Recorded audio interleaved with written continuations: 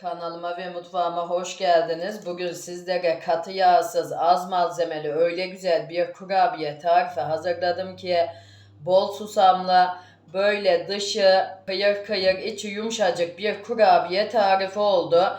Evet, fazla da kıymetli vaktinizi almak istemiyorum. Tarifimin yapılışına geçmek istiyorum. Buyurun hep birlikte bu güzel tarifimizin yapılışına geçelim. Kabımın içine bir su bardağı sıvı yağımı ilave ediyorum. Sizler dilerseniz zeytinyağı da kullanabilirsiniz. Tamamen tercihinize kalmış.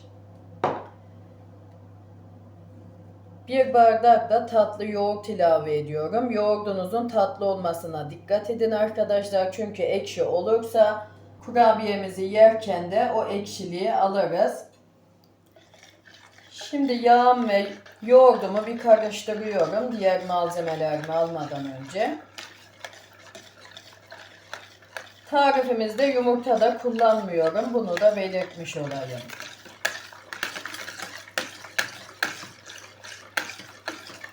Yeter, bu kadar karıştırdım. Şimdi üzerine 1,5 su bardağı şeker ilave ediyorum.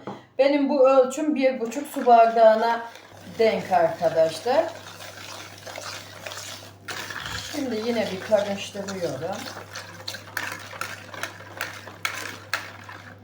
Yeter, bu kadar karıştırdım. Şimdi diğer malzemelerimi ilave ediyorum. Bir tatlı kaşığı karbonat ilave ediyorum.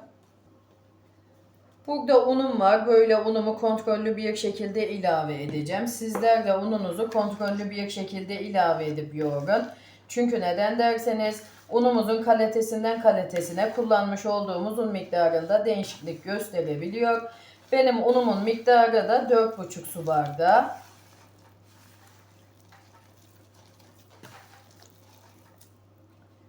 Unumun hepsini kullanıyorum çünkü hepsini alacak. Şimdi hamurumu pürüzsüz hale gelinceye kadar yoğuracağım. Dağılmayan toplu bir hamur elde edeceğim. Hamurumuz neden toplu olmalı? Eğer dağılırsa kurabiyemizin şeklini veremeyiz. Bu nedenle de toplu bir hamur elde etmeliyiz dağılmaya. Bu vermiş olduğum püf noktalarına dikkat etmenizi tavsiye ederim arkadaşlar.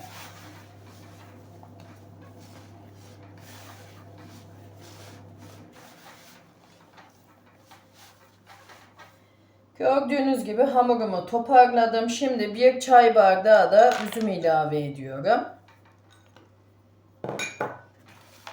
Ve şimdi tekrardan yoğurmaya başlıyorum.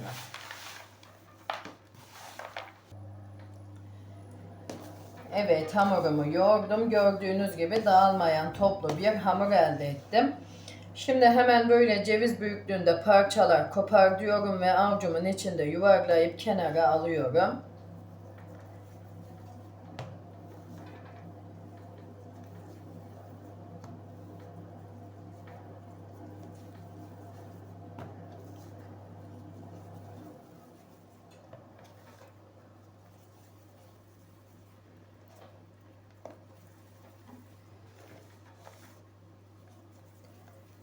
Şimdi kurabiyemizin şeklini vermeye başlayalım.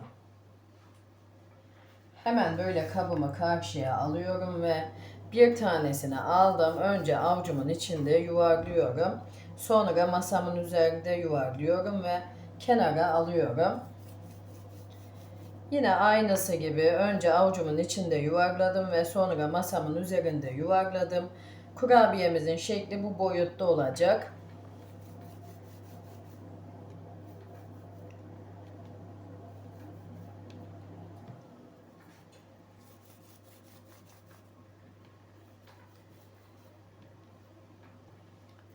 Hemen böyle son bir tane daha yapıp göstermek istiyorum. Gördüğünüz gibi avucumun içinde yapıp büyüttüm ve sonra masamın üzerine alıp büyüttüm. Kenara alıyorum. Şimdi hepsini sizlere gösterdiğim gibi yapıp bitireceğim.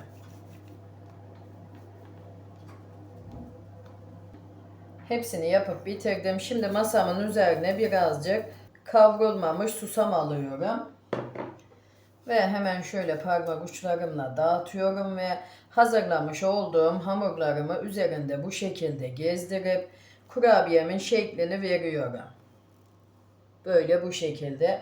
Yağlı kağıt sermiş olduğum tepsimin içine alıyorum.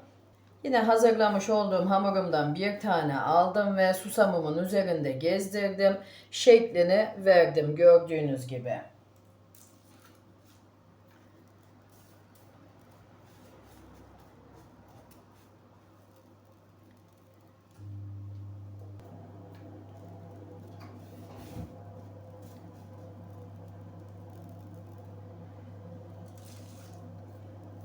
Şimdi hepsini sizlere gösterdiğim gibi yapıp bitireceğim.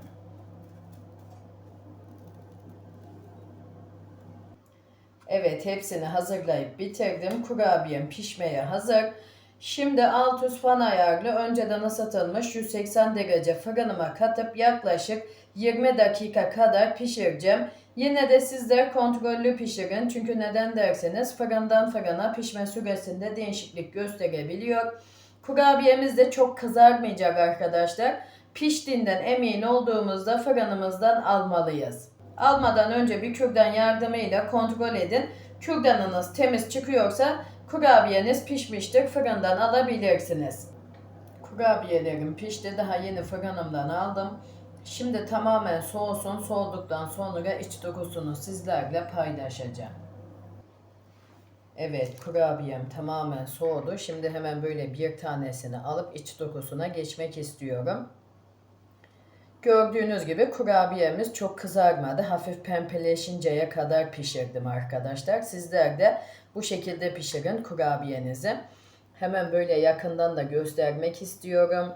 Yani o kadar güzel az malzemeli bir kurabiye tarifi oldu ki böyle hayran kalacağınız ve her zaman yapmak isteyeceğiniz, evinizden asla eksik etmek istemeyeceğiniz de bir kurabiye tarifi oldu.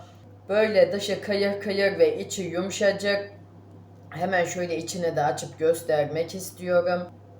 Yani kesinlikle yapmanızı tavsiye ederim arkadaşlar. Ve daha önceden denemediğim ve beğenmediğim hiçbir tarifimi siz değerli takipçilerimle de paylaşmıyorum. Bundan da emin olabilirsiniz. Evet, bugünkü tarifim de buraya kadardı. Sizler böyle tarifimin son dakikalarını izlerken ben de sizlere yavaş yavaş veda edeyim. Tarifimle alakalı aklınıza takılan sorularınız olursa yorumlar kısmına yazabilirsiniz. Elimden geldiği kadar hızlı cevap vermeye çalışıyorum. Ve hala kanalıma da abone değilseniz, beni buraya kadar izlediyseniz bir tıkla ücretsiz bir şekilde abone olup bildirim tuşlarınızı açarsanız bundan sonraki gelecekteki bütün tariflerimden de haberdar olursunuz.